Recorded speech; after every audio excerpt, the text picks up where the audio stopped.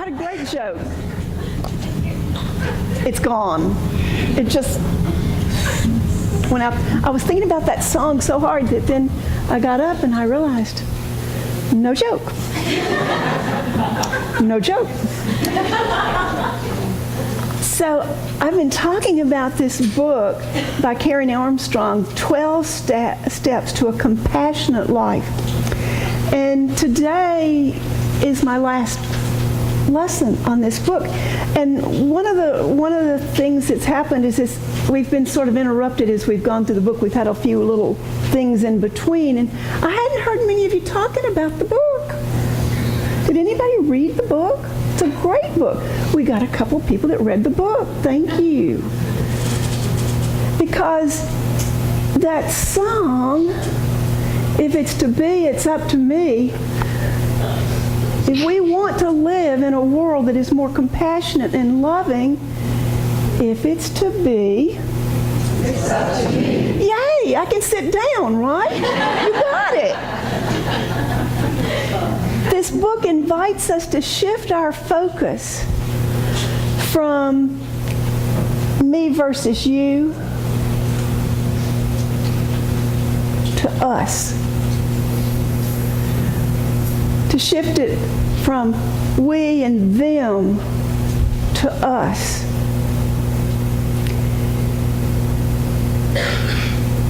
For that's what has got to happen if we want to live in a more peaceful, cooperative world. It begins with you and I in our everyday lives remembering how we should speak to one another and having concern for others. When we recognize that we, all of us, share our humanity, we share our stories, it gets easier to speak more kindly, to have more concern for others, and to actually, dare I say, love our enemies. In the chapter 11 of the book, Karen tells a story about Christina Noble, and she grew up in the streets of Dublin, and she was homeless. She was always hungry, she was beaten, she was raped. She became pregnant during one of those rapes. She realized that she had no one to turn to, not one person to go to. Eventually, she stowed away on a boat to England, and there she married a man who abused her. But during this time, she had a dream, and the dream was very, very vivid. She dreamed that she was on this street and that there were children running down this street, down this dirt street. These little children were running toward her. They were fleeing a bomb. And that there was this little girl that had this look in her eyes that just implored her to pick her up and to take care of her. And above the escaping children was this brilliant white light. And in that brilliant white light it said Vietnam. As time went on, Christina Noble left the husband who abused her, and she began a very successful catering company. And one day she was finally able to make a trip to Vietnam. And while she was there, she happened upon two destitute little girls playing in the dirt. And one of those little girls smiled at her and tried to take her hand. And Christina said at first she was overwhelmed by all those memories that she had of being in that same place. And yet when she looked at the face of the little girl, she recognized that little girl as herself. And in that moment, she realized there was no us and them. She realized that there was no difference in an Irish gutter and a Vietnamese gutter. That we all suffer. And in that moment, she gathered those little girls in her arms and she promised to take care of them. And after that, she founded an orphanage. Followed by that, she created something called the Children's Medical and Social Center. And those centers have spread. There are centers in France, the U.S., and Australia. Talk about a dream taking flight. And one of her friends said, but you're only one person. How do you do that? And she said that when she was suffering as a child, she only needed one person to understand her suffering and pain, and that one person is all that it takes. So one of the morals of this story is that even if it's just you, you make a difference. You never know how what you do can morph into an amazing gift for someone else. So we need to follow our dreams, and we need to let those inner urges come forth, and we need to push past our resistance and our fear, and we need to go for it. And when we recognize suffering, it's important for you and I to recognize that we all suffer. It's not just us and them. Christina Noble is an awesome example for us of recognition, of recognizing that compassion and taking action. When we recognize ourselves and others, that's to see the Christ in them. That's to recognize our unity. That's to treat others as ourselves, to love others as ourselves, to refrain from doing those things that we would not want done to us. And if we can do that, it becomes easier to speak in softer ways to other people. You know, it helps us to remember those spiritual tools that we learn here.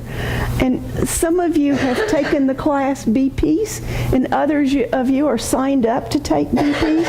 Be Peace uses elements from heart math and from nonviolent communication. And one of those elements, the heart math technique that we use, is to move our attention from our head to our heart. Maybe even placing our hand on our heart, being aware of our heart space, breathing into our heart space, just breathing in and out through our heart, and thinking of something that we truly appreciate, something that brings a smile to our face. And when I do it, the picture I hold is when Gerald comes in the door, our little puppy goes bananas. And she's jumping, and he bends over, and he's playing with her, and it just brings a smile, appreciation to my heart. And when I do that, boy, that really helps me to get centered. And you can go to Heart Math on the internet, and you can read all of the studies about what that little technique does for you, scientific studies. But when we get in that place of knowing that we're all interested in the very best outcome, that's what we want. When we get in that place, we can find that there's a way to understanding, and we can move our focus from being right to finding the truth. Another story that Karen tells is a story about the Buddha and the tribal people called the Kalamans, who lived on the northernmost fringe of the Ganges Basin. This tribe had been fairly secluded, but now civilization was coming in and getting close to them. And what was happening is that people were coming to them and telling them, this is the truth you need to believe. And then somebody else would come in and say, oh, they don't really know the truth. Our truth is the right truth. If you don't believe like we do, you're going to... I added that. That's your joke for the day. They were confused because the teachers had come in with conflicting truth. And so they went to the Buddha and said, how can they tell who was right? The Buddha said, Come, Colomans, do not be satisfied with hearsay or taking truth on trust. Do not be satisfied with hearsay or taking truth on trust. And so instead of just him teaching his own dharma, his own rules, his own teaching, and giving them just another doctrine to puzzle over, step by step, he helped them draw upon their own experience. And so he asked them, is greed good or bad? What have you noticed about someone who is consumed by greed? And they told him, they noticed that somebody that's greedy becomes aggressive, and they lie and they steal. And so then he asked them, does hatred ever make someone happy? Well, no, they knew that. They noticed all of that. And so the Buddha told them that they didn't need him, that they knew what he would teach all along. So if instead of giving rein to hatred and greed, they tried to live more kindly and generously, they would find that they were happier. And I noticed that the Buddha asked questions to lead them to their own truth. The Buddha said, knowledge is a process of self-discovery. You do not gain insight by accepting the opinions of other people, but by finding the truth within yourself. Even lay people can achieve this. And I think if we were to think about Jesus, Jesus would say, all of us can achieve that. Now, Sunday before last, my son came in from Maryland and his wife, and all of our grandchildren were at our house. And things were going on, and it was busy. And suddenly, out of the blue, well, there were two things that happened out of the blue. One, I found out I'm going to be a great-grandmother. Wow. Ooh. Yeah. The next thing happened a little while later, not to be outdone. Another grandchild said that they were going to leave Melbourne and go somewhere else.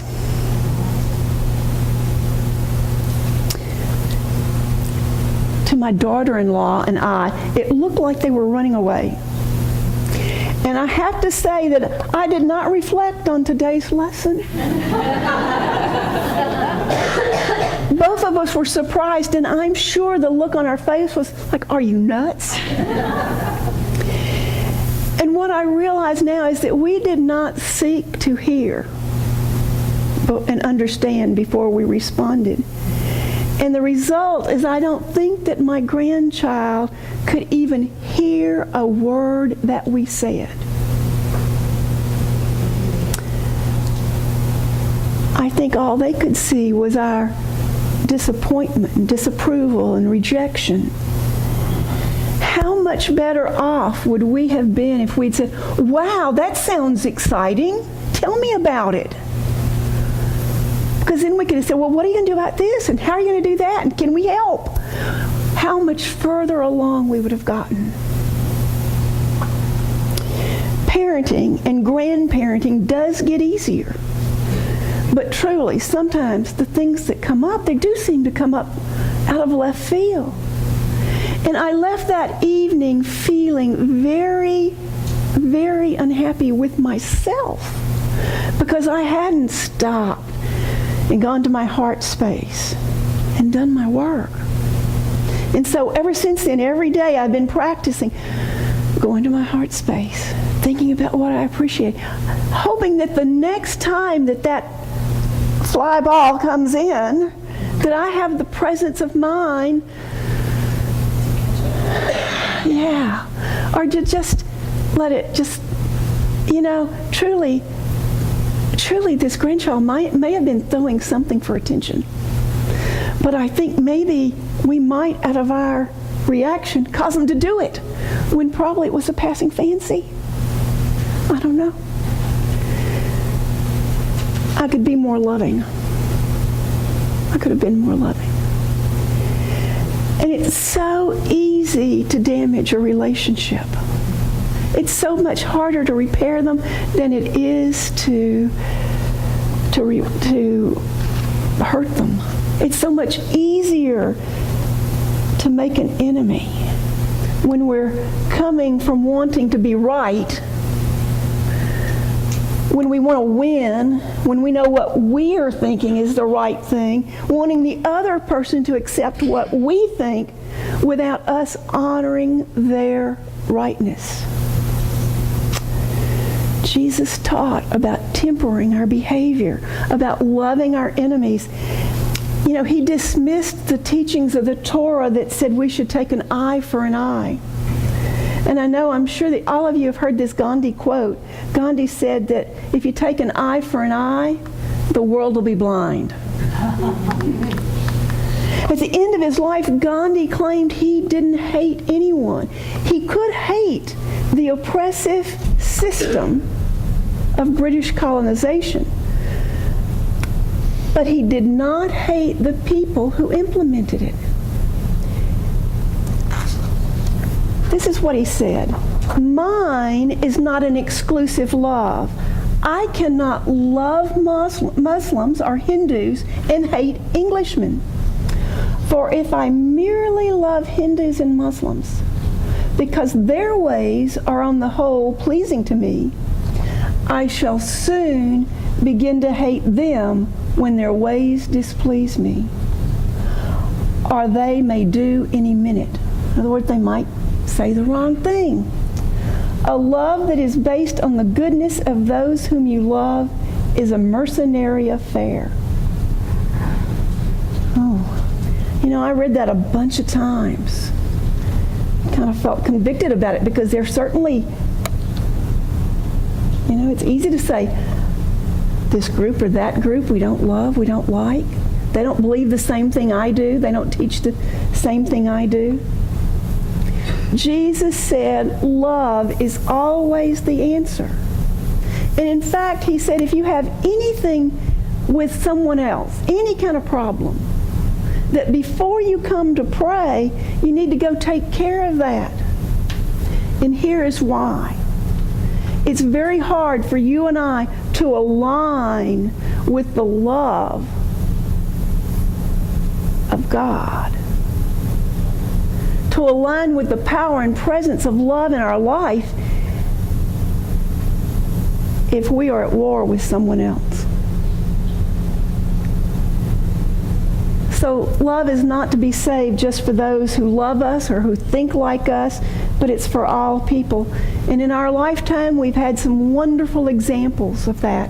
I think about Nelson Mandela. After he died, we saw all of the documentaries about him. And to be in a prison cell 8 by 8, less than this platform, for 27 years. And when he was released, he wasn't bitter, he wasn't angry. He instituted a policy of reconciliation, a process where the person who was harmed could tell the person that harmed them how they felt.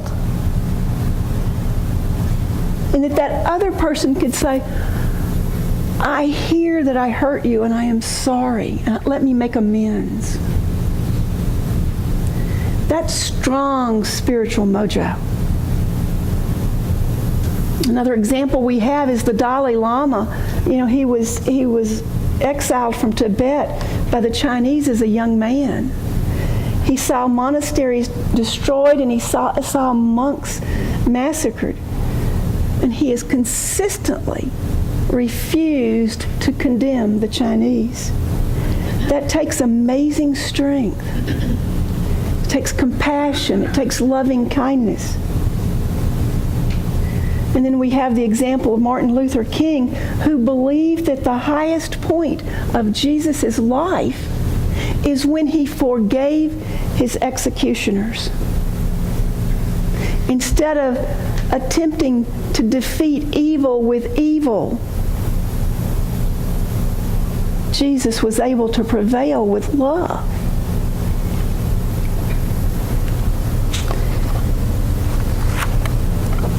Words from Martin Luther King. I am convinced that an absolute necessity for our survival, the key to the solution of the problems of the world, is that only goodness can drive out evil, and only love can overcome hate. Loving our enemies means that we have to accept the necessity over and over again of forgiving those who inflict evil and injury on us. We must not seek to defeat or humiliate the enemy, but to win his friendship and understanding.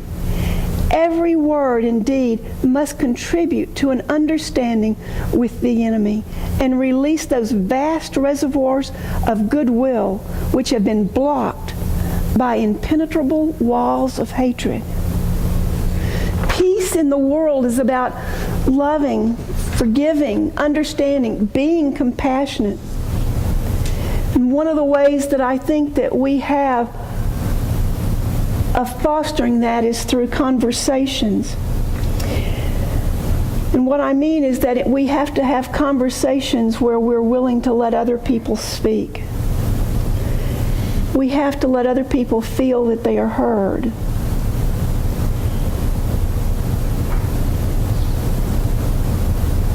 I had 2 experiences of this last week.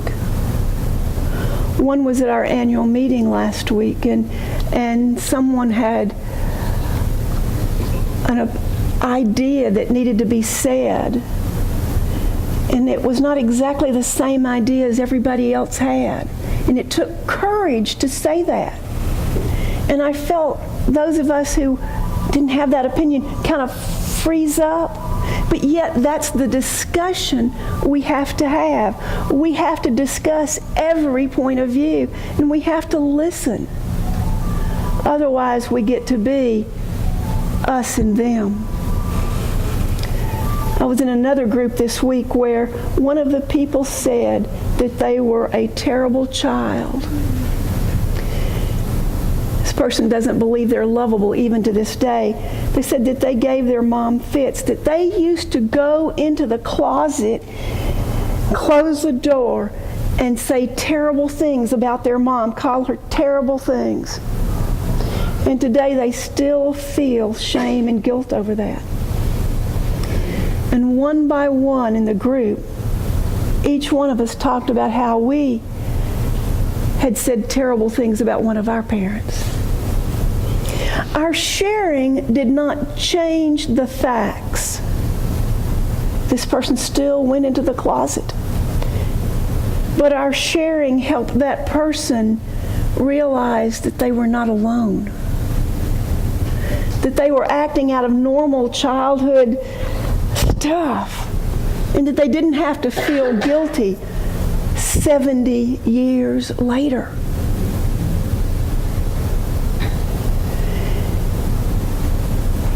That they didn't do anything as a child that the rest of us hadn't done.